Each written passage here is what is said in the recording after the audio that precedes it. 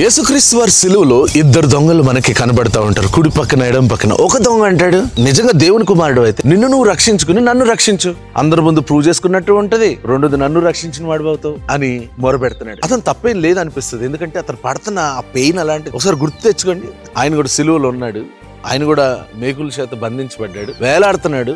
అతను కూడా ఆ నొప్పి భరించలేక ఆయన పక్కనే ఒక దేవుడు వచ్చి ఉన్నాడు అంటే ఖచ్చితంగా మనం కూడా అలానే మాట్లాడతాం కదా. నిజంగా దేవుడు అయితే ఆయన రక్షించుకోవచ్చు కదా, నన్ను కూడా రక్షించవచ్చు కదా, ఇదేంటి దేవుడు నాతో కూడా సేమ్ నాకులాగానే శ్రమ పడుతున్నాడు అని ఆలోచిస్తాం. రెండో పక్కన ఒక దొంగ అంటాడు, అది మనకు తగును, మనము ఈరోజు శ్రమ పడుతున్నాం అంటే మనమే కారణం, మనం తప్పు చేశాము, కానీ ఆయన ఏం తప్పు చేశాడు అని చెప్పి ప్రార్థన చేస్తాడు. నువ్వు నీ రాజ్యంతో కూడా వచ్చినప్పుడు నన్ను జ్ఞాపకం చేసుకోమని. వెంటనే ఆ ప్రార్థన అతని జీవితాన్ని నిరంతరము మార్చివేసింది. ఈ ఉదయకాల సమయమందు మనం శ్రమల్లో ఉన్నప్పుడు మనం ప్రార్థించేది ఏ విధంగా ఉంది?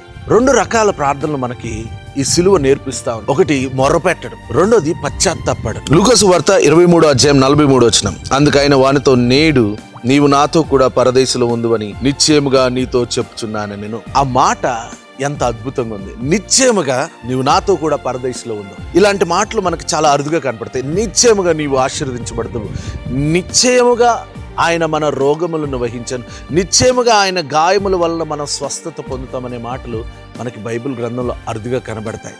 అలాంటి మాట ఒక దొంగ ప్రార్థించడం వలన అలాంటి ఆశీర్వాదాన్ని, నిశ్చయమైన ఆశీర్వాదాన్ని పొందుకున్నాడు. అలాగే మీ ప్రార్థనకు కూడా నిశ్చయమైన జవాబు రావాలంటే మొరపెట్టడం ఆపాలి. మొరపెట్టడం అంటే ఏంటి, నిజంగా నా దేవుడు ఉంటే నాకు ఎందుకు సహాయం చేయడు అన్నది పక్కన పెట్టి మన పరిస్థితిని గ్రహించి పశ్చాత్తాపడడం నేర్చుకోవాలి. పశ్చాత్తాపడితే, అయ్యో నేను ఈ శ్రమలన్నీ కలుగుతున్నాయంటే నేనే కారణం, నేను మనిషిని, ఈ లోకంలో శ్రమలు కలుగుతాయి, కానీ ఆయన దేవుడు.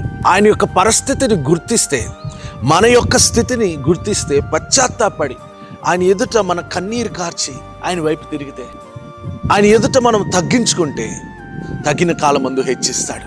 సిలువ మనకు నేర్పించే గొప్ప పాఠం ఏంటంటే పశ్చాత్తాపం. పశ్చాత్తాపడితే మనం ధన్యులుగా నిశ్చయమైన ఆశీర్వాదాలను పొందుకుంటాం. అందరము కూడా నిశ్చయమైన ఆశీర్వాదాలను పొందుకొని దేవునికి సాక్షులుగా జీవించదుము గాక. God bless you.